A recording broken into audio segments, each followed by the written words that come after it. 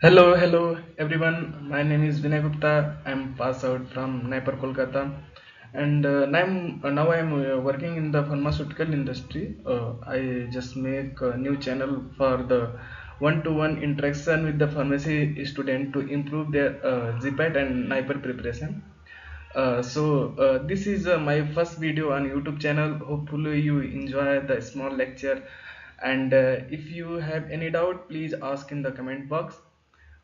This is my छोटा सा प्रयास कि थोड़ा स्टूडेंट से इंटरेक्शन रहे।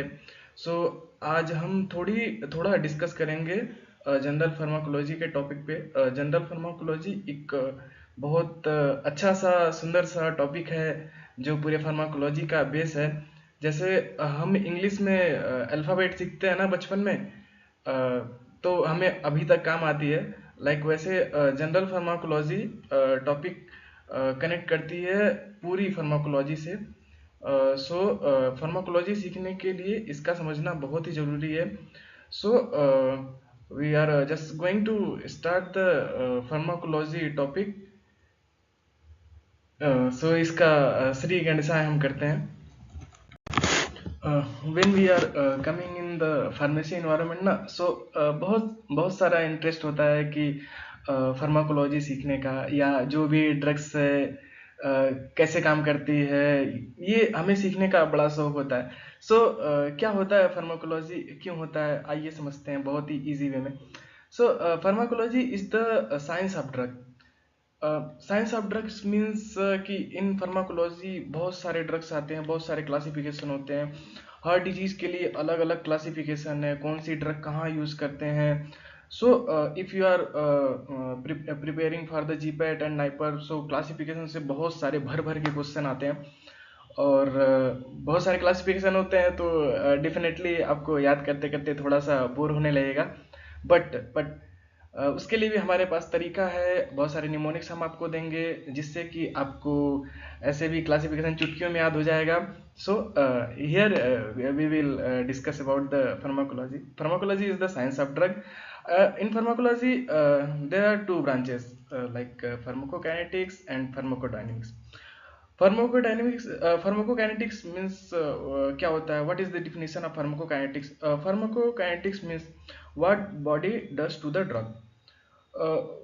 What body does to the drug का मीन्स है कि if you are taking drug from the mouth going to the esophagus, then stomach, अब स्टमक में गई तो उसके बाद क्या होगा, उसके बाद उसका एब्जॉर्प्शन होगा। एब्जॉर्प्शन होने के बाद वो ब्लड वेसल्स में जाएगी। ब्लड वेसल्स में जाने के बाद आपका जो भी ड्रग है डिस्ट्रीब्यूट होगा। डिस्ट्रीब्यूट होके अपने साइट ऑफ एक्शन पे पहुंचेगा कि क्या क्या डिजीज है किसी को जिसके लिए हम ड्रग खा रहे हैं। किसी को हेडेक है, या किसी को स्टमक पेन है, या फीवर है, या कार्डियक डिजीज है, या समथिंग इज देयर।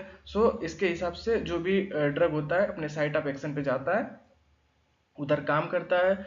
उसके बाद उसका मेटाबॉलिज्म होता है। मेटाबॉलिज्म में जो भी नॉन पोलर ड्रग रहते हैं वो पोलर ड्रग में चेंज होते हैं, क्योंकि मैनी अब ड्रग जो होते हैं वो नॉन पोलर होते हैं। That is water insoluble. But excretion के लिए ड्रग का पोलर होना बहुत जरूरी है, तभी तो उसका एक्सक्रीशन हो पाएगा। This is the role of pharmacokinetics. And pharmacokinetics में बताया मैंने कि चार पैरामीटर आते हैं: absorption, distribution, metabolism and excretion. In short form you learn like that ADME। And second point हम आते हैं फार्माकोडायनेमिक्स पे। फार्माकोडायनेमिक्स भाई, इसका सीधा सा मतलब ये है कि आपने ड्रग लिया, वो अपने आपके सिस्टमिक सर्कुलेशन में पहुंची और जाके साइट ऑफ एक्शन पे काम किया। That is pharmacodynamics. इसका डिफिनीशन होता है, pharmacodynamics means what drug does to the body. जो भी ड्रग है वो अपना बॉडी पे असर क्या दिखा रही है, ये है फार्माकोडायनेमिक्स। सो ये दोनों एक दूसरे के बिना नहीं चल सकते। ये बोथ आर लाइक कपल्स। जब जहाँ अगर ये होगा तो इसका भी होना जरूरी है, और अगर ये हुआ तो इसका भी होना जरूरी है। आपस में ये दोनों एक दूसरे से मिल के काम करते हैं। तो सही बात है। सब किसी ने कहा है कि क्या बोलते हैं कि एकता में बल होता है। Like that only they are working with together. Okay.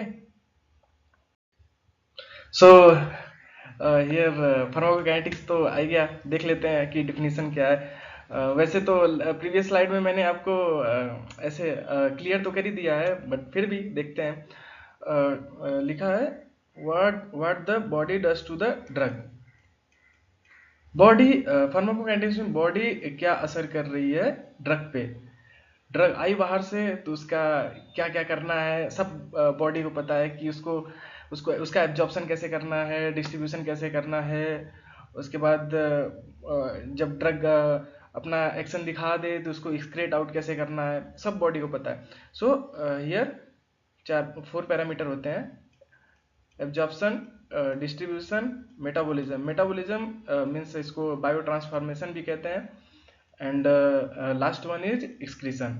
सो बच्चे कह रहे थे कि भाई सर इसको थोड़ा क्या बोलते हैं डायग्रामेटिक वे में समझा जाए तो कितना मजा है। बहुत मजा आएगा, बहुत मजा आएगा अगर इसको डायग्रामेटिक वे में समझा आपने तो। क्योंकि डायग्रामेटिक वे में समझने से ना एक कॉन्सेप्ट क्लियर हो जाता है। फिर डिफिनीशन क्या क्या है यार, ऐसे if you are preparing for the national level exam, वो तो ऐसे ऑप्शन आएंगे। अगर आपका कॉन्सेप्ट क्लियर है, बस ऑप्शन देखा, टिक लगाया, आगे निकले, भाई हो गया। सिंपल सा थिंग है। चलो चलो चलो चलो, आ गया डायग्रामेटिक वे अपना। इधर से समझते हैं आराम से, बहुत ही आराम से समझेंगे, ठीक है। ज़्यादा घबराने की बात नहीं है। फर्स्टली हम एक सिंपल सा थिंग समझते हैं कि ड्रग, कौन सी ड्रग कहाँ एब्जॉर्ब होती है। लाइक ड्रग होते हैं ना, कुछ एसिडिक ड्रग होते हैं, कुछ बेसिक ड्रग होते हैं, तो कौन सी ड्रग कहाँ एब्जॉर्ब होगी उसके हिसाब से समझते हैं। लाइक जैसे अगर एसिडिक ड्रग है, ठीक है, एसिडिक एसिडिक ड्रग है तो वो एब्जॉर्ब होगी इधर इंटेस्ट स्टोमक से, ओके। और जो भी बेसिक ड्रग है वो एब्जॉर्ब होगी इंटेस्टाइन से। सो लाइक हमने इधर से ड्रग एडमिनिस्ट्रेट किया through the mouth, coming through the oesophagus and reach in the stomach. So like this is acidic drugs, ठीक है। ये स्टोमक में पहुंच गया, स्टोमक से ठीक है, एब्जॉर्ब होने के बाद पहुंच गया सर्कुलेशन सिस्टम में। तो यही जो प्रोसेस है इसी को कहेंगे एब्जॉर्प्शन, ओके। सो एब्जॉर्प्शन का डिफिनीशन होता है site of administration to the circulation system. जहाँ से मान लो साइट ऑफ एडमिनिस्ट्रेशन मतलब ओरल से एडमिनिस्ट्रेट किया, स्टमक में गया और हमारे ब्लड वेसल्स में पहुंच गया, मतलब सर्कुलेशन सिस्टम में पहुंच गया, बस इसी को एब्जॉर्प्शन कहेंगे। अब एब्जॉर्प्शन हो कि ये ब्लड वेसल्स में ड्रग पहुंच गए, ठीक है। अब यहाँ से पहुंचने के बाद ये पहुंचेगा अपने साइट ऑफ एक्शन पे, ठीक है। इसी प्रोसेस को कहेंगे डिस्ट्रीब्यूशन, ठीक है। अब उसके बाद ये इधर आके अपना एक्शन दिखाया, ठीक है। एक्शन दिखाने के बाद फिर से अगेन ये पहुंचेगा ब्लड सर्कुलेशन सिस्टम में, ब्लड वेसल्स में, ठीक है। ब्लड वेसल्स में पहुंचा। अब ये चाहे तो अब इधर से डायरेक्ट किडनी में जाके एक्सक्रीट आउट हो सकता है कि नहीं, बिल्कुल हो सकता है। बट जो भी ड्रग है मेनली, मैंने पहले ही बताया था कि जो मेनी ऑफ ड्रग जैसे होते हैं वो नॉन पोलर होते हैं। सो नॉन पोलर होते हैं, वाटर इनसॉल्युबल होते हैं, सो ये एक्सक्रीट आउट नहीं हो सकते। जो भी एक्सक्रीशन होना है ड्रग का वो पोलर होना बहुत जरूरी है। सो इसके लिए एक प्रोसेस बीच में बढ़ जाता है। सो ये साइट ऑफ एक्शन से ब्लड वेसल्स में आने के बाद ड्रग जाते हैं डायरेक्ट लीवर में। लीवर में होता है, इसी प्रोसेस को बोलते हैं मेटाबॉलिज्म या बायो ट्रांसफॉर्मेशन। यहाँ जो भी नॉन पोलर ड्रग रहते हैं वो पोलर ड्रग में चेंज होते हैं after changing in the polar drugs that is coming in the blood vessels and after blood vessels going to the kidney and excrete out. This process is known as excretion. सो बहुत ही simple चीज था। अगर आपने बहुत ही ध्यान दिया होगा तो आपको समझ आया होगा। अब यहाँ तक के जो भी क्वेश्चन आप कहीं से भी आए, आप देख लोगे तो बहुत ही आसानी से सॉल्व कर लोगे, ठीक है। सो हियर थोड़ा सा हम फार्माकोडायनेमिक्स भी देख लेते हैं। वैसे मैंने ऑलरेडी आपको समझा दिया है, बट इधर थोड़ा सा देख लेते हैं कि what is the pharmacodynamics, okay. Once I take the time, pharmacodynamics. Pharmacodynamics का डिफिनेशन होता है what the drug does to the body, ठीक है। अब मैंने पहले ही समझाया था कि क्या कर रहा है इसका बस काम ही है, ये है कि जो भी ड्रग है हमारे बॉडी पे क्या असर दिखा रही है, ठीक है।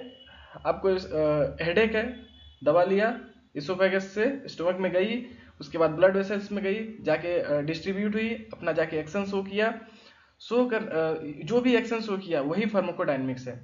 अब what is here written, this included mechanism of action at the organ system, पहले ही बता दिया मैंने, and physiological and biological effect of the drug.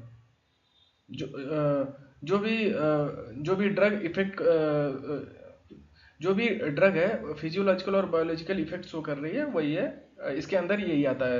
ये मेनली दो है, ज़्यादा कुछ है नहीं, मैंने पहले ही बता दिया ये सब, ठीक है। अब हमने बेसिक डिफिनीशन पढ़ लिया है, ठीक है। अब जो भी नेक्स्ट लेक्चर आने वाला रहेगा मैं उसमें आपको जो फार्माकोकाइनेटिक्स है वो बहुत ही डिटेल से पढ़ाने वाला हूँ। So you know this is the new channel. अगर आपको लेक्चर अच्छा लगा हो तो please subscribe the channel, and जो भी सिंपल जैसा भी आपका डाउट हो आप पूछ सकते हो। अगर कोई भी बच्चा प्रिपरेशन कर रहा है जीपेट और नाइपर का, थोड़ा मोड़ा भी गाइडेंस चाहिए, सो हम इधर हैं, आपका ज़रूर हेल्प करेंगे। Okay, thank you.